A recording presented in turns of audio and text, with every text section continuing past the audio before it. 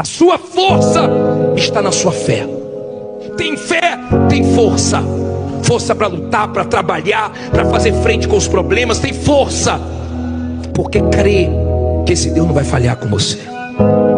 Você acha que o Deus que tirou Daniel da cova, que o Deus que tirou José da prisão, o Deus que tirou Jeremias do fundo do poço, você acha que esse Deus não pode tirar você dessa situação?